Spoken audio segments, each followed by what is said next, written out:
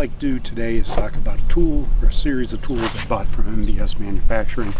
It's a gimbal, puller, installation tool, and alignment tool all in one thing. Now, I bought it from MBS Manufacturing. They sent it in this sort of triangular shaped box. They even put MDF or fiberboard protectors on each end cap to keep the tools from coming through. The very first tool that I want to talk about is this alignment tool. So the very first thing you do when you get this from MBS Manufacturing and you want to use it is to check the alignment. So you push this through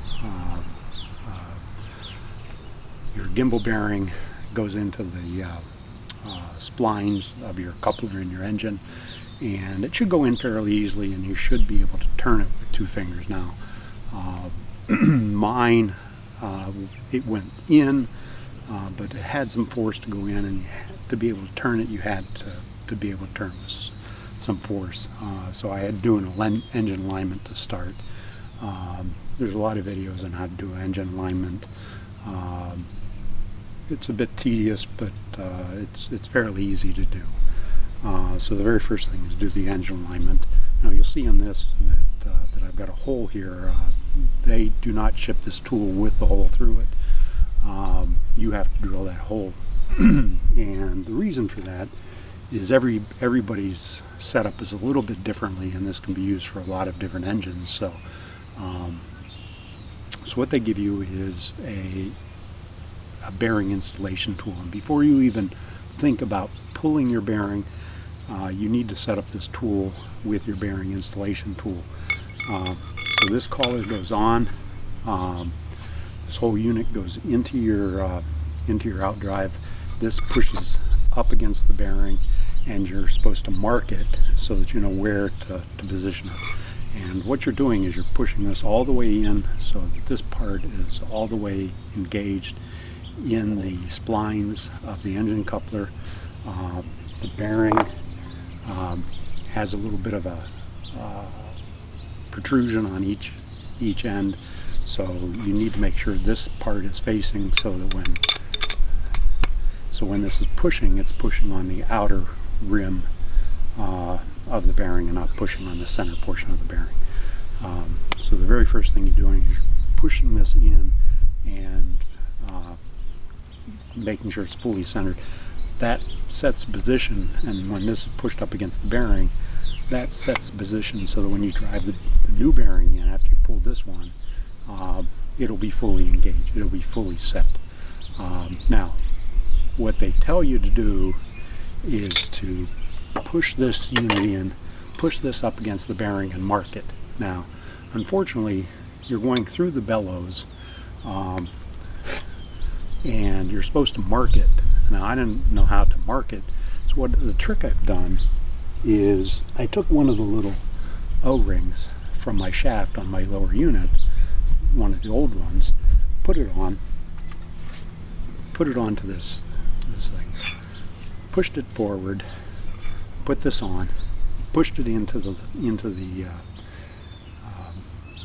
lower unit, and as it seated, it pushed that O-ring back and created a position of where this thing needs to be set so that it's properly aligned on it. Then I took a marker and marked it, pushed it back forward, and repeated that process to make sure that it was repeatable, that I was coming to the same spot, because as you pull it out, it's easy for this thing to possibly push it and move it out of position. So I was able to find where I needed to make the mark.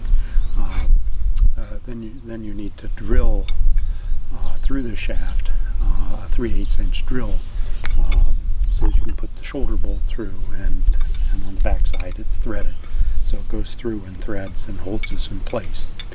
Now, I happened to go to a friend of mine, applied him with a case of beer. He had a real nice drill press and lathe and all kinds of tools, and he's got all the equipment to do a center drill, much more so than I do. So he did this drilling for me, and the way he attacked it is he put a set screw in here to hold this at the right position. Then he took a center drill and drilled a pilot hole here, removed everything, drilled a small hole from this direction, a small hole from this direction, met in the middle, and then progressively went bigger and bigger with drill bits until he got to the 3/8 inch bit. So that worked out pretty well. And then, you know, with the 3/16 inch Allen wrench, this goes through and tightens up, and that creates your installation tool. Now, MBS Manufacturing could do us all a favor if, you know, they're a machine shop. What they could do is, this shaft is 1 3/16 inches, I believe, and if they did a small section, 1 inch length, 1.5 inches, squared on both ends, and center drilled with a 3/8 inch hole dead center in the middle, you can clamp those two pieces together. I'm using a socket as an example, in your drill press vise like this, and then use it to go down through. And the reason that works is, you know, when you're trying to drill onto a round bar, your drill bit wants to wander, and by using a device like this, you can center drill right through, and that's something that MBS could manufacture or offer as an option to this tool to make our lives easier. So that's the installation tool. Now, the bearing pooler is actually a nice little tool. It comes as 3 pieces, so it comes with this. They even ship it with a protect the threads. It comes pre-shipped with some anti-seize on this. You thread this onto it. It goes through, and this pushes through and grabs the bearing, and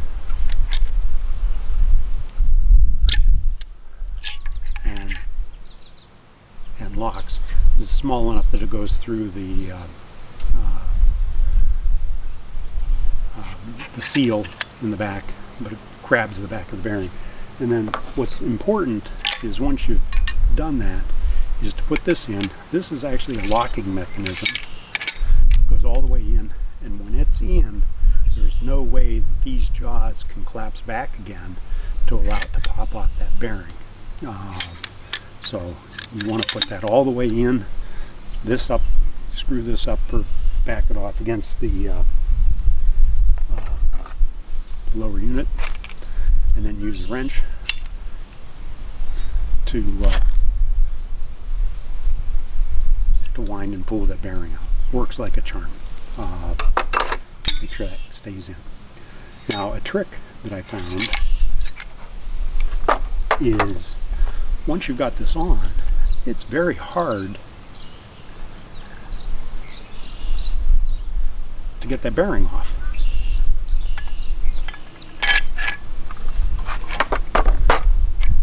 Doesn't come this way, doesn't want to come off this way. So a trick is to use a pipe clamp, hose clamp I mean, and use a hose clamp. You can simply tighten up the hose clamp with that center piece out, of course. And as you tighten up the hose clamp, it'll collapse those jaws. You can see it's starting to collapse those jaws, and the bearing comes right off. So a bit of a trick on how to get the old bearing back off. Now, when you go to install the new bearing, you know, there's a grease fitting, so you need to mark on the grease fitting, make sure that those cutouts are facing out. And then what you can do is use a straight edge inside the housing with a marker, draw a line from that hole in the housing out to the edge of the housing, so that when you're putting the bearing in, you know it's in the right position and it's being driven into the housing properly. Another trick is to put this in the freezer, the new one in the freezer for a couple hours, help shrink it down. Place it inside the housing.